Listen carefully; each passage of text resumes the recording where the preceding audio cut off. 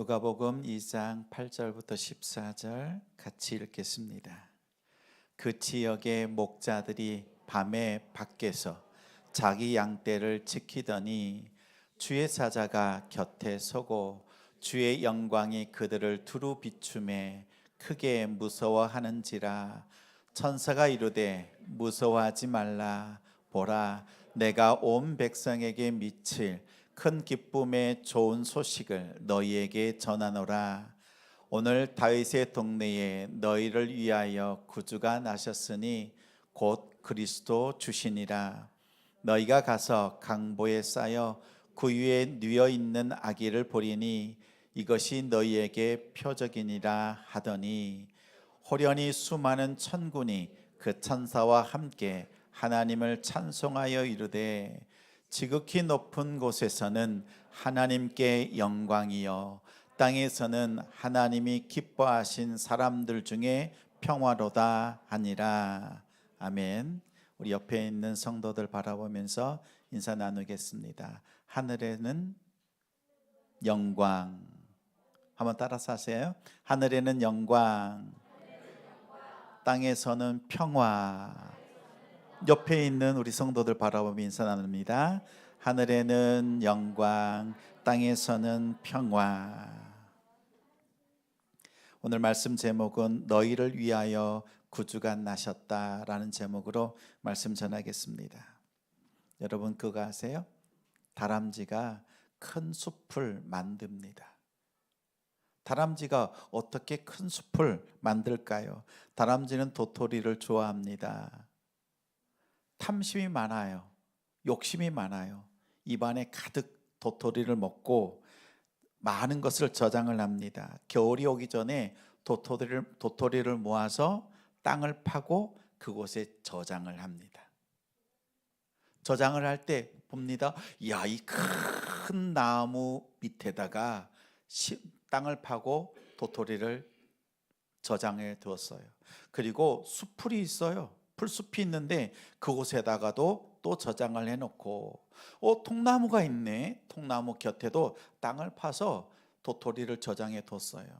이제 배고플 때 이제는 자기가 저장해 두었던 도토리를 꺼내 먹으면 돼요. 큰 나무의 앞에 가서 막 파는데 숨겨뒀던, 저장해 두었던 도토리가 보이질 않는 거예요. 보니까 이 나무도 크고 저 나무도 크고 다 나무들이 큰 거예요. 자기가 어디에 숨겨놨는지를 잊어먹은 겁니다. 또 이제는 풀숲에 갔어요. 봤더니 풀숲이 크고 작고 또 사라지고 하다 보니까 어디다 숨겨놨는지 모르는 거예요. 통나무를 봤는데 통나무 밑에 가서 찾아보니까 있어요, 없어요? 없어요. 쓰러진 통나무가 한두 개가 아니야. 그래서 찾고 찾다가 못 찾은 도토리들이요, 땅속에서 봄이 되면 싹이 납니다. 그리고 자라고 큰 나무가 되는 거예요. 다람쥐가 그 깜빡 까먹은 그 건망증 때문에 숲을 이룹니다. 목사님이 지어낸 이야기가 아니에요. 다큐멘터리에 나온 내용이었어요. 그것을 보면서 생각을 했습니다. 우리가 동서남북 성탄 소식 전하기 여러분 전했지요? 친구들에게 전했어요? 몇 명한테 보냈어요? 우리 이웃들에게도 현관에 걸어두었어요? 걸어두었어요? 누구에게 전했는지 그 집 사람 이름도 모르고 얼굴을 잘 모르지만 우리는 걸어두었고 또 전했어요. 그리고 우리는 잊어먹었어요. 그런데 우리가 전했던 그 복음이 전도지 한 장이요, 언젠가는 싹을 틔우고 자라고 복음의 숲을 이루게 됩니다. 우리가 잊은 것 같지만 하나님은 잊지 않으시고 그 일을 이루신다는 거예요. 우리가 해야 될 게 뭐예요? 오히려 했던 일을 금방 까먹어도 돼. 우리 성도들의 귀한 헌금으로 슬러시 기계, 팝콘 기계를 샀죠. 그리고 어묵 전도를 1년 내내 했습니다. 금요일마다. 특별히 비가 오지 않으면 열심히 전도를 했어요. 그래서 이제는 어머니들이 와가지고 어묵을 먹고 갑니다. 우리 친구들 얼굴도 이제 많이 알게 되었어요. 근데 때마침 얼마 전에 옆에 아파트에서 야시장이 열렸습니다. 거기에 잠깐 들렀는데 눈에 익은 아이들이 보이는 거예요. 3명의 친구가 있었어요. 그래서 아주 반가워서 야 얘들아 반갑다 이랬어요. 그랬더니 아이들이 목사님 어쩐 일이세요? 이럴 줄 알았어. 그런데 누구? 저를 보면서 눈이 커지면서요. 누구세요? 이러는 거예요. 이 아이들이요 슬러시도 먹고 팝콘도 먹고 어묵도 먹으면서 수십 번을 만났던 애들이거든요. 근데 그동안 아이들이 누굴 본 거예요? 저를 본 게 아니라 뭘 본 거예요?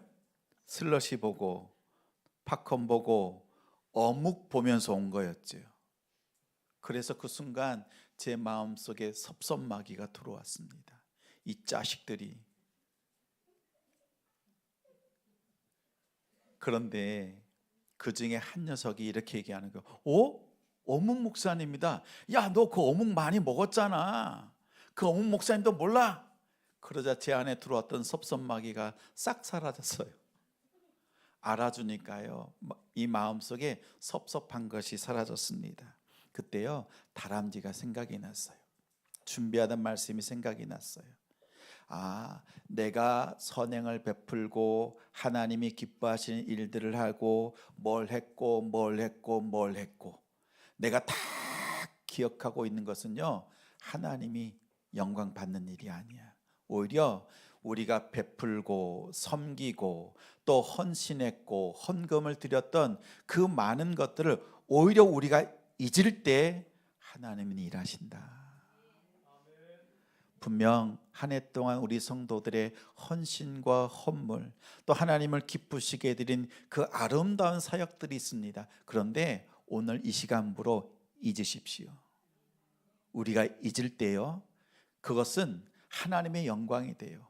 우리가 계속 기억하고 있으면 나의 영광으로 남잖아요. 그래서 성탄절이 너무 좋아요. 왜요? 성탄절은 하나님께서 하신 일을 기억하는 날이잖아요. 한 해 동안 내가 했던 일을 기억하는 것이 아니라 하나님께서 하신 일이 뭐예요? 예수 그리스도를 이 땅에 보내주신 것. 그래서 그동안 한 해 동안 내가 했던 일을 기억하기보다 나의 열심보다 하나님께서 아들을 이 땅에 보내신 하나님의 열심이 더 훨씬 크다는 사실을 깨닫는 것이, 그리고 그를 깨달으면서 감사하는 것이 성탄절입니다. 저는 우리 성도들이 이러한 성숙함으로 믿음 생활하는 것이 얼마나 자랑스러운지 모릅니다. 하나님을 섭섭하게 하지 맙시다. 내가 한 것 기억하느라고 하나님을 섭섭하게 하면 안 돼요. 근데 우리는 곧잘 하나님을 섭섭하게 하지요. 하나님이 하신 일을 기억하지 않을 때 하나님은 섭섭해 하세요. 근데 하나님이요, 예수님을 이 땅에 보내주시기 전에 이미 말씀해 주셨어요. 미가 선지자를 통해서 어디에서 태어날 것이다 말씀하셨어요. 미가서 5장 2절 말씀 같이 읽겠습니다. 베들레헴 에브라다야, 너는 유다 족속 중에 작을지라도 이스라엘을 다스릴 자가 내게서 내게로 나올 것이라. 그의 근본은 상고에 영원에 있느니라. 베들레헴 애칭이요 에브라다예요. 이 베들레헴에서 왕이 나올 것이라는 거예요. 근데 이 계획은 언제부터 있었던 것이냐? 상고부터, 영원 전부터. 하나님께서 영원 전부터 계획해 놓으신 그 장소가 베들레헴인 거예요. 근데 이 장소만 알려준 것이 아니라 하나님의 아들이 태어날 때 그 베들레헴에 있을 일까지도 하나님께서 미리 알려주셨어요. 이사야서 7장 14절 말씀 같이 읽습니다. 우리 유초동부 친구들이 크게 한번 읽어줄래요? 시작.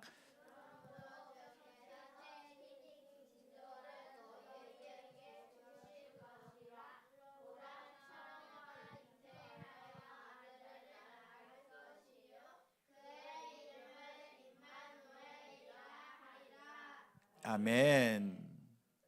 이사야 선지자를 통해서 이 베들레헴에서 한 아기가 태어날 것이다. 근데 수많은 아이들이 태어났죠. 그런데 특별한 징조가 있다. 어떤 징조였어요? 처녀의 몸에서 아이가 태어나는 거예요. 있을 수 없는 일이 일어날 때, 그렇게 처녀의 몸에서 결혼하지 않았는데 아이가 태어날 때, 그 아기는 하나님의 아들 예수님이다라는 것을 알려줬던 거예요. 예수님이, 하나님께서요 엄청 섭섭해했어요. 자, 어디서 태어날지, 베들레헴에서 태어날 것이고 처녀의 몸에서 하나님의 아들이 태어날 것이다, 이것을 알려주었음에도 불구하고 예수님이 베들레헴에서 태어났을 때 주변에 그 생일을 축하하던 사람들이 단 한 사람도 없습니다. 하나님이 섭섭하신 거지요. 그래서 천사들에게 명령합니다. 야, 지금 하나님의 아들이 사람의 아들로 태어난 그 현장에 축하하는 사람이 아무도 없다. 천사들을 보내서 그 예수님의 생일 잔치를 준비하라고 합니다. 근데 예수님이 태어나신 그때가 보니까 한밤중인 거예요. 그러면 이 생일 잔치에 데리고 올 수 있는 사람은 어떤 사람들만 올 수 있어요? 쿨쿨 잠자는 사람들이 아니면 깨어있는 사람들이에요. 천사들이 이 집도 찾아가고 저 집도 찾아가고 막 찾아가 봤는데 다 자, 쿨쿨 자. 그런데 밖에 들에서 양을 치는 목자들만 깨어있던 거예요. 그래서 천사가 깨어있는 그 목자들, 목동들을요 데리고 예수님이 태어나신 곳으로 빨리 가보라. 그곳에 하나님의 그 역사, 하나님이 하신 일이 있다, 이것을 알렸던 겁니다. 여러분 보십시오. 하나님은 깨어있는 성도를 만나 주십니다. 우리가 깨어있을 때 하나님을 만납니다. 천사들이요 이 깨어있는 목자들에게 말합니다. 우리 10절부터 11절 12절 같이 읽겠습니다. 천사가 이르되 무서워하지 말라. 보라, 내가 온 백성에게 미칠 큰 기쁨의 좋은 소식을 너희에게 전하노라. 오늘 다윗의 동네에 너희를 위하여 구주가 나셨으니 곧 그리스도 주시니라. 너희가 가서 강보에 쌓여 구유에 뉘어 있는 아기를 보이니 이것이 너희에게 표적이니라 하더니, 온 백성에게 미칠 큰 소식, 큰 기쁨의 소식. 여기서 미친다라고 하는 것은 영향력이 있다는 거예요. 모든 사람들이 다 해당하는 소식이라는 거예요. 어떤 사람에게만 좋은 소식이고 어떤 사람에게는 나쁜 소식, 이게 아니라 모든 사람들이 기뻐할 만한, 모든 사람들이 영향받을 만한, 모든 사람들에게 해당되는 소식이라는 뜻입니다. 그 기쁜 소식은 복음이었어요. 너희를 위하여 구주가 나셨다라는 거였어요. 천사들이요 목자들에게 얘기하는 겁니다. 너희를 위하여 구주가 나셨다라는 거예요. 한번 따라해 주세요. 너희를 위하여 구주가 나셨다. 너희를 위하여 구주가 나셨다. 아기 예수님이 태어났습니다. 그분은 그리스도이십니다. 주님이십니다. 근데 갓 태어난 아기가 무슨 힘이 있어요? 근데 보세요. 이 갓 태어난 아기지만요, 하나님께서는 그 아이의 자라고 성장을 통해서 예수님의 그 아름다운 사역을 맡기시고 십자가를 지시고 우리의 구주가 되시는 것을 하나님은 영원 전부터 계획하고 계셨다는 거예요. 지금 우리 눈에는 아기 예수님이 오신 그 생일 잔치처럼 보이지만, 목자들의 눈에는 아기 예수님처럼 보이지만, 하나님의 계획은 십자가의 그 사랑을 통해서 모든 인류를 단 한 사람도 빼지 않고 구원의 은혜를 받을 수 있도록 아기 예수님을 보내주셨다는 것이었어요. 목자들이요 예수님이 태어난 것을 전하기 시작했습니다. 그리스도요 우리의 주로 예수님께서 오셨다라는 것이었어요. 사실 제가 요즘 고민이 하나가 있어요. 주일에 유초등부 친구들을 만나는 것이 너무 좋아요. 하루는 우리 아이들이요 일찍 와요. 여러분 예배 몇 분 전에 오세요? 우리 친구들이요 1시간 전에 와요. 10시에 와가 옆에서 막 같이 교제하고 있어요. 그래서 일찍 일부 예배를 마치고 우리 친구들 만나러 가요. 그러면 이 아이들이요 목사님 얼굴도 안 보고요 핸드폰 게임하면서 목사님 안녕하세요. 열심히 게임하고 있어요. 그래 목사님이야? 목사님 네. 게임하고 있는 거예요. 그때 목사님 마음속에 섭섭마귀가 들어왔다요. 근데 아직 그 마귀가 이 안에 있어. 마귀가 막 속삭여. 저놈들의 핸드폰을 뺏어라.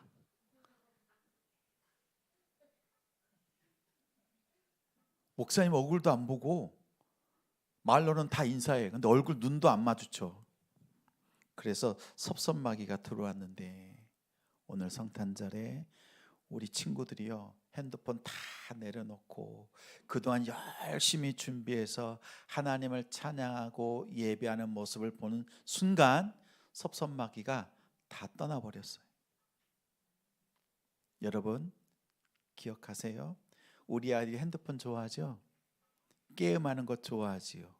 친구들이랑 노는 것 좋아. 공부 좋아해요? 노는 것 좋아해요? 노는 것 좋아하지요. 자기 하고 싶은 거 하고 싶어 해요. 근데 기억하십시오. 지금은 핸드폰 좋아하고 친구들 노는 거 좋아하고 이런 거 좋아해요. 그런데 이 아이들이 자라서 하나님께서 어떻게 사용하실까? 그걸 바라보면서 기도하십시오. 세례 요한이 태어났을 때 그 아버지 사가랴가 이런 말을 했습니다. 이 아이가 성장하여서 무엇은 일을 할까? 하나님께서 어떻게 사용하실까라는 그 고백을 했어요.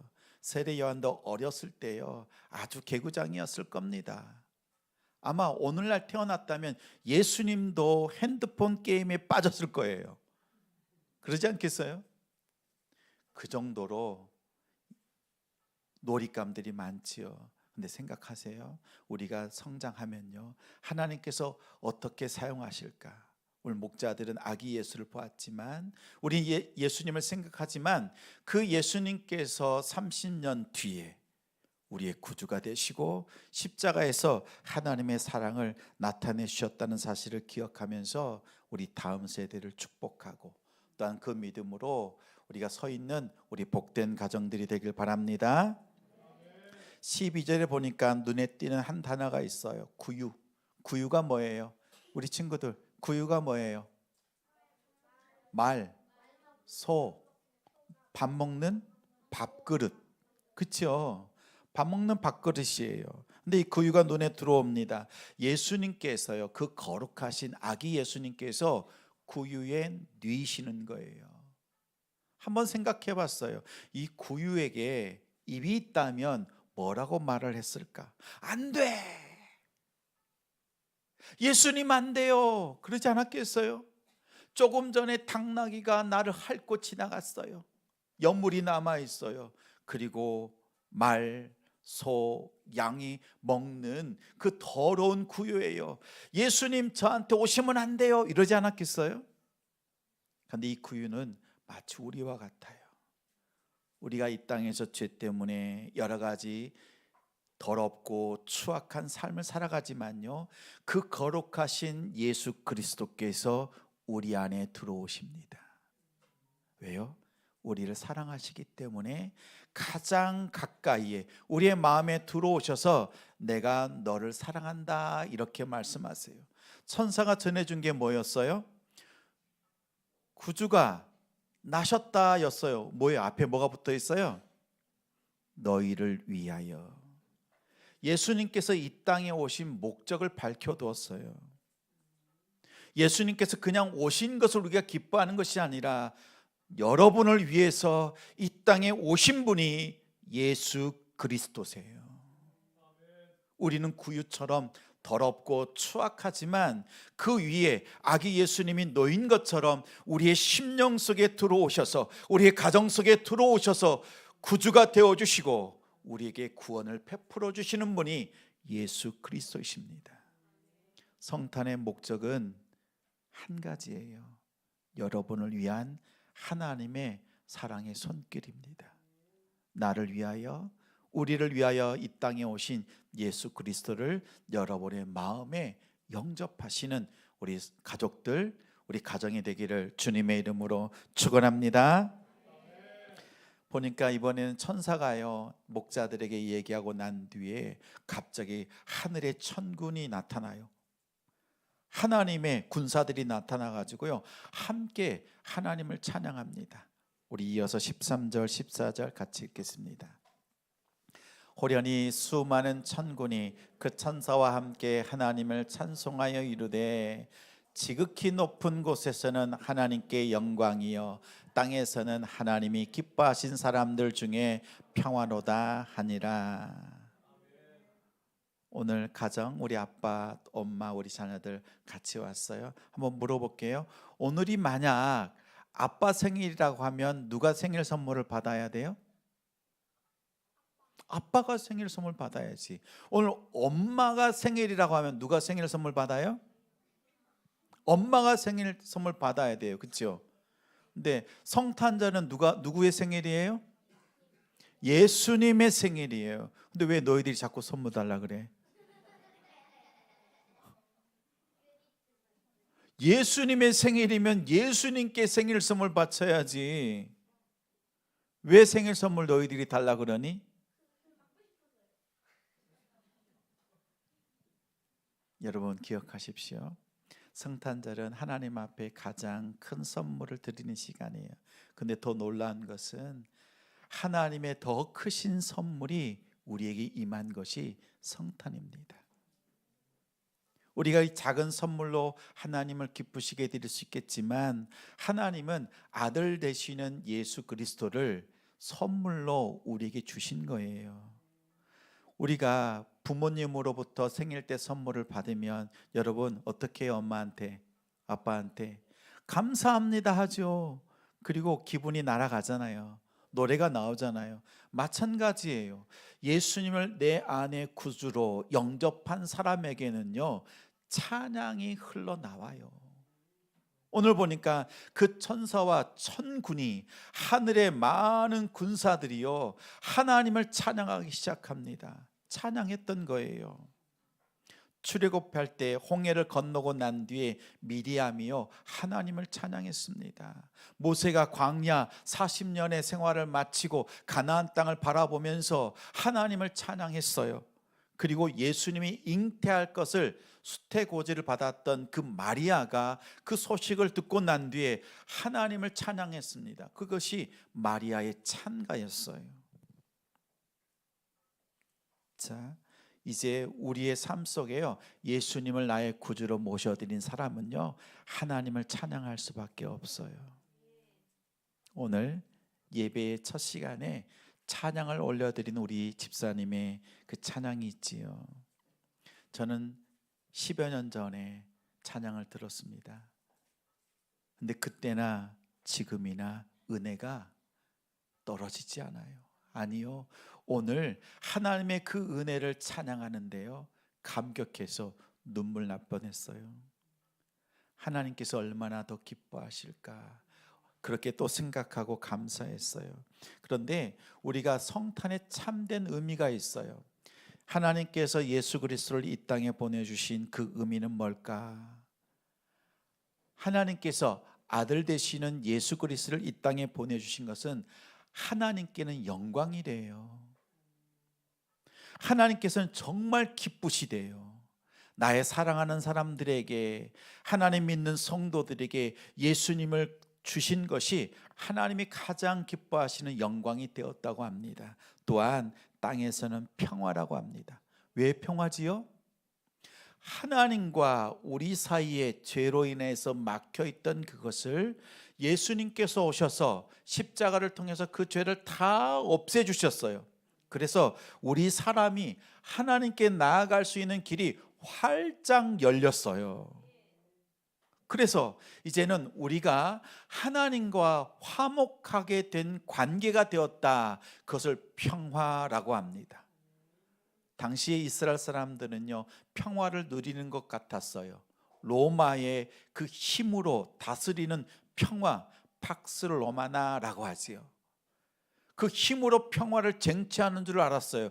그런데 정말 왕 되시는 예수 그리스도께서 이 땅에 오셔서 하나님의 사랑으로 참된 사랑이 무엇인지를 보여주셨고, 하나님과 우리의 관계의 그 평화를 완벽하게 해결해 주신 거예요. 그래서 천사들이요, 하나님께 찬양을 했던 겁니다. 하늘에는 영광이요 땅에서는 평화로다.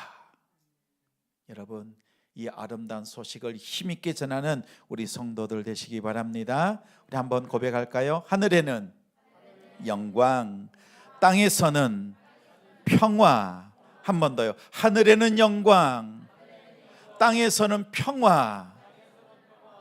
이 아름다운 성탄의 소식이 우리 성도들 마음속에, 가정 속에 힘있게 울려지고, 또 하나님 앞에 큰 영광과 감사로 드려지는 성탄이 되시기를 주님의 이름으로 축원합니다. 축원합니다. 우리 이 시간 합심해서 함께